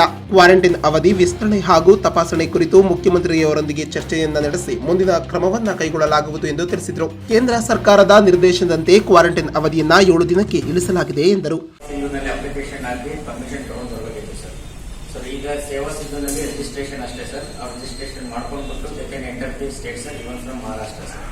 ಈಗಿರೋ ಪ್ರೋಟೋಕಾಲ್ ಪ್ರಕಾರ ಸರ್ ಮಹಾರಾಷ್ಟ್ರದಿಂದ ಬಂದವರಿಗೆ 7 ದಿವಸ ಇನ್ಸ್ಟಿಟ್ಯೂಷನಲ್ ಕ್ವಾರಂಟೈನ್ ಫಾಲೋಡ್ ಬೈ 7 ದಿವಸ ಹೋಮ್ ಕ್ವಾರಂಟೈನ್ ಅಂತ ಸರ್. ಬೇರೆ ರಾಜ್ಯದಿಂದ ಬಂದಿರೋರಿಗೆ 14 ದಿವಸ ಹೋಮ್ ಕ್ವಾರಂಟೈನ್ ಅಂತ ಸರ್. ಮಾಡ್ತೀವಿ, ಇನ್ಸ್ಟಿಟ್ಯೂಷನ್ ಕ್ವಾರಂಟೈನ್ ಮಾಡಿಸ್ತೀವಿ. ಬಾಂಬೆಯಿಂದ ಕೊನೆ ಪಕ್ಷ ಬಾಂಬೆಯಿಂದ ನಮಗೆ ಹೊರ ರಾಜ್ಯದ ಲಿಂಕು ಅಷ್ಟು ಇಲ್ಲ, ಬಾಂಬೆನೇ ನಮಗೆ ಲಿಂಕು. ಆ ಬಾಂಬೆಯಿಂದ ಯಾರು ಬರ್ತಾರೆ ಅವರನ್ನ ಟೆಸ್ಟ್ ಮಾಡಿ 7 ದಿವಸಗಳ ಕಾಲ ಟೆಸ್ಟ್ ರಿಸಲ್ಟ್ ಬರೋದ್ರೆ second time result, first negative positive ಅದೇನೋ ಒಂಥರ ಇದರ ಅರ್ಥ ಆಗಿದೆ. ಅದರಿಂದ 2 ಟೈಮ್ ಪಾಸಿಟಿವ್ ಟೆಸ್ಟ್ ಮಾಡೋರು ಅವ್ರನ್ನ ಇಟ್ಕೊಂಡು ಆಮೇಲೆ ಗೌರವವಾಗಿ ಅವ್ರ ಮನೆಗೆ ಕಳಿಸ್ಕೊಡಿ, ನಾವೇನು ಬೇಡ ಅನ್ನಲ್ಲ. ಸನ್ಮಾನ್ಯ ಮುಖ್ಯಮಂತ್ರಿಗಳು ಯಡಿಯೂರಪ್ಪ ಅವರು ನನ್ನನ್ನು ಆಹಾರ ಮತ್ತು ನಾಗರಿಕ ಇಲಾಖೆಯ ಸಚಿವರನ್ನಾಗಿ ನೇಮಿಸಿಯವರ ಸಂಪುಟದಲ್ಲಿ ಕಳೆದ ವಾರ ಹಾಸನ ಜಿಲ್ಲೆಯ ಉಸ್ತುವಾರಿ ಸಚಿವನಾಗಿ ನೇಮಿಸಿ ಈ ಜಿಲ್ಲೆಯ ಅಭಿವೃದ್ಧಿಗೆ ಇವತ್ತು ಜಿಲ್ಲಾ ಪಂಚಾಯತ್ನ ಅಧ್ಯಕ್ಷ ಸಹೋದರಿ ಶ್ರೀಮತಿ ಶ್ವೇತಾ ದೇವರಾಜ್ ಇದ್ದಾರೆ. ಮಾನ್ಯ ಒಂದು ಒಳ್ಳೆಯ ಇತಿಹಾಸ ಇದೆ. ನಾನು ಬಂದಿರತಕ್ಕಂಥದ್ದು ಇವತ್ತು ಸರ್ಕಾರ ನನ್ನನ್ನು ಕಳಿಸ್ಕೊಟ್ಟಿರ್ತಕ್ಕಂಥದ್ದು ನಮ್ಮ ಚುನಾಯಿತ ಪ್ರತಿನಿಧಿಗಳ ಎಲ್ಲರ ಸಹಕಾರ ಮತ್ತು ಎಲ್ಲ ಪತ್ರಕರ್ತರ ಸಹಕಾರದಿಂದ ಈ ಜಿಲ್ಲೆಯ ಅಭಿವೃದ್ಧಿಗೆ ಪ್ರಾಮಾಣಿಕವಾಗಿ ನಾನೊಬ್ಬ ರೈತ ಕುಟುಂಬದಿಂದ ಬಂದು ಕೆಲಸ ಮಾಡಬೇಕು ಅಂತಕ್ಕಂಥ ಇಚ್ಛೆಯಿಂದ ನಾನು ಬಂದಿರತಕ್ಕಂಥದ್ದು. ನಾನು ಎಲ್ಲ ಅಧಿಕಾರಿ ವರ್ಗದವರಿಗೆ ಮತ್ತೆ ನಿಮ್ಮೆಲ್ಲರ ಸಹಕಾರವನ್ನ ನಾನು ಬಯಸ್ತೇನೆ. ಒಂದು ಪ್ರತಿಷ್ಠವಾದ ಜಿಲ್ಲೆ ಮತ್ತು ಒಂದು ಇತಿಹಾಸ ಇದೆ ಮತ್ತು ಎಲ್ಲ ಚುನಾಯಿತ ಪ್ರತಿನಿಧಿಗಳಿದ್ದಾರೆ, ಅವರೆಲ್ಲರ ಸಹಕಾರವನ್ನು ಈ ಸಂದರ್ಭದಲ್ಲಿ ಕೊಡ್ತೇನೆ.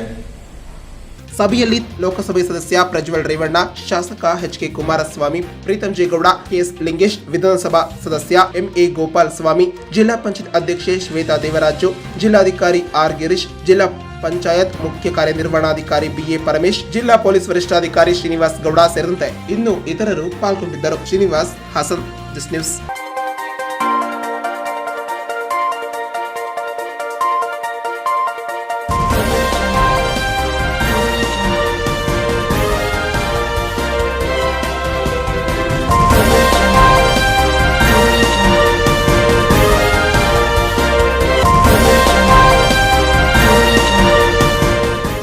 ಹೊಳೆನರಸೀಪುರ ತಾಲೂಕಿನ ಜನತೆ ಕರೋನಾ ವೈರಸ್ನಿಂದಾಗಿ ಸಂಪೂರ್ಣ ಮುಕ್ತಿ ಪಡೆಯುತ್ತಿದ್ದಂತೆ ಯಾವುದೇ ಮುಂಜಾಗ್ರತೆ ಕ್ರಮವಿಲ್ಲದೆ ಖರೀದಿಯಲ್ಲಿ ತೊಡಗಿರುವುದು ಆತಂಕಕ್ಕೆ ಕಾರಣವಾಗಿದೆ. ಜನರ ಆರೋಗ್ಯದ ದೃಷ್ಟಿಯಿಂದ ಪರಿಸರ ಅಂತರವನ್ನ ಕಾಪಾಡುವಿಕೆ, ಸ್ಯಾನಿಟೈಸರ್, ಮಾಸ್ಕ್ ಕಡ್ಡಾಯದಂತಹ ಸ್ವಯಂ ನಿರ್ಬಂಧದ ಬಗ್ಗೆ ಸರ್ಕಾರ ಎಚ್ಚರಿಸುತ್ತಲೇ ಆದೇಶ ಹೊರಡಿಸಿದ್ದರೂ ದೇಶದ ಆರ್ಥಿಕತೆಗೆ ಧಕ್ಕೆ ಆಗದಂತೆ ಆದ್ಯತೆ ನೀಡಬೇಕಾದಂತಹ ಅನಿವಾರ್ಯತೆಯ ಪರಿಸ್ಥಿತಿಯಲ್ಲಿ ಲಾಕ್ಡೌನ್ ಅನ್ನ ವಿನಾಯಿತಿ ಘೋಷಣೆ ಮಾಡಿದೆ. ಜೊತೆಯಲ್ಲಿ ವಿಸ್ತೃತವಾದಂತಹ ಮಾರ್ಗಸೂಚಿಯನ್ನ ಜಾರಿಗೊಳಿಸಿದ. ಇಂದಿನ ಸನ್ನಿವೇಶದಲ್ಲಿ ಮುಂದಿನ ಭವಿಷ್ಯ ಜನರ ನಿಯಮಗಳನ್ನ ಪಾಲನೆ ಹಾಗೂ ಕಟ್ಟುನಿಟ್ಟಿನ ಕ್ರಮಗಳ ಮೇಲೆ ನಿರ್ಣಾಯಕವಾಗಿದೆ. ದಿನನಿತ್ಯ ಸೋಂಕಿತರ ಸಂಖ್ಯೆ ಗಣನೀಯವಾಗಿ ಹೆಚ್ಚುತ್ತಿರುವಂತಹ ಆತಂಕದ ನಡುವೆಯೂ ಲಾಕ್ಡೌನ್ ಸಂದರ್ಭದಲ್ಲಿ ತಾಲೂಕು ಆಡಳಿತ ಕೈಗೊಂಡ ರಕ್ಷಣಾ ಕಾರ್ಯಗಳು ಜನರ ಮೆಚ್ಚುಗೆಗೆ ಪಾತ್ರವಾಗಿತ್ತು. ಆದರೆ ಇಂದಿನ ಅನ್ಲಾಕ್ ಸಂದರ್ಭದಲ್ಲಿ ಜಾಗೃತಿಯ ರಕ್ಷಣಾ ಕಾರ್ಯಗಳಲ್ಲಿ ಕೈಗೊಳ್ಳದೇ ಇರುವುದು ಮತ್ತು ಆತಂಕದ ನಡುವೆಯೂ ಜನರು ಯಾವುದೇ ಭಯವಿಲ್ಲದೆ ಸ್ವೇಚ್ಛಾಚಾರದಿಂದ ವರ್ತನೆ ಸಾರ್ವಜನಿಕರಲ್ಲಿ ಆತಂಕ ಮೂಡಿಸಿದೆ. ವೈದ್ಯಾಧಿಕಾರಿ ಡಾಕ್ಟರ್ ಲಕ್ಷ್ಮೀಕಾಂತ್ ಮಾತನಾಡಿ, ಸರ್ಕಾರದ ನಿಯಮಗಳನ್ನ ಜನರು ಒಳಿತಿಗಾಗಿ ರೂಪಿಸಲಾಗಿದೆ ಎಂಬುದನ್ನ ಸಾರ್ವಜನಿಕರು ಮೊದಲು ತಿಳಿಯಬೇಕು. ಜನರು ಸ್ವಯಂ ನಿರ್ಬಂಧವನ್ನ ಹೇರಿಕೊಂಡು ಆರೋಗ್ಯ ರಕ್ಷಣೆಗೆ ಹೆಚ್ಚು ಒಳವನ್ನ ತೋರಬೇಕು ಎಂದು ಮನವಿ ಮಾಡಿದರು. ಹಾಗೂ ಸಾರ್ವಜನಿಕರು ತಮ್ಮ ಕುಟುಂಬದ ಸದಸ್ಯರಿಗೂ ಕ್ಷೇಮ ಹಾಗೂ ದೇಶಕ್ಕೆ ನೀಡುವ ಕೊಡುಗೆಯಾಗಿದೆ ಎಂದು ಅಭಿಪ್ರಾಯಪಟ್ಟರು. Ravikumar, Holenarasipura, Just News. ಮಹಾರಾಷ್ಟ್ರ ವಲಸೆಗಾರರ ಆಗಮನದಿಂದ ಸೋಂಕಿತರ ಸಂಖ್ಯೆಯಲ್ಲಿ ಹೆಚ್ಚಳ. ದಿನದಿಂದ ದಿನಕ್ಕೆ ಕೊರೋನಾ ಸೋಂಕಿನಿಂದ ಗುಣಮುಖರ ಸಂಖ್ಯೆ ಕೂಡ ಹೆಚ್ಚಳವಾಗುತ್ತಿದೆ. ಸಾರ್ವಜನಿಕರು ಆತಂಕ ಪಡುವುದು ಬೇಡ. ಮಾಸ್ಕ್ ಹಾಗೂ ಸ್ಯಾನಿಟೈಸರ್ ಕಡ್ಡಾಯ ಎಂದು ಗೃಹ ಸಚಿವ ಬಸವರಾಜ ಬೊಮ್ಮಾಯಿ ಕರೆ. ಕೇಂದ್ರ ಸರ್ಕಾರ ಮಾರ್ಗಸೂಚಿಯಂತೆ ಕ್ವಾರಂಟೈನ್ ಮಾಡಲಾಗುತ್ತಿದೆ. ಕ್ವಾರಂಟೈನ್ ಅವಧಿಯನ್ನ 7 ದಿನಕ್ಕೆ ಇಳಿಸಲಾಗಿದೆ. ನಾನು ಹಾಸನದ ಅಳಿಯ ಮಗನಾಗಿ ಕೆಲಸ ಮಾಡುವೆ ಎಂದು ನೂತನ ಜಿಲ್ಲಾ ಉಸ್ತುವಾರಿ ಸಚಿವ ಗೋಪಾಲಯ್ಯ ಭರವಸೆ. ಮತ್ತು ವಿಶ್ವವಿಖ್ಯಾತ ಶ್ರೀ ಚನ್ನಕೇಶವ ಸ್ವಾಮಿ ದೇಗುಲ ಸೇರಿ ರಾಜ್ಯದ ಎಲ್ಲಾ ದೇವಾಲಯಗಳು ಬಾಗಿಲು ತೆಗೆಯಲು ಅವಕಾಶ. ಹೋಟೆಲ್ ಅಂಡ್ ರೆಸ್ಟೋರೆಂಟ್ ವ್ಯಾಪಾರಕ್ಕೆ ಅನುಮತಿ ನೀಡಿ ಬಾಗಿಲು ತೆಗೆಯಲು ಅವಕಾಶ ಕಲ್ಪಿಸಿದ ಸರ್ಕಾರ. ಸಾಮಾಜಿಕ ಅಂತರವನ್ನ ಕಾಪಾಡಿಕೊಂಡು ಸರ್ಕಾರದ ಮಾರ್ಗಸೂಚನೆಯಂತೆ ಪಾಲನೆಗೆ ಕ್ರಮಕ್ಕೆ ಸಾರ್ವಜನಿಕರಿಗೆ ಸೂಚನೆ.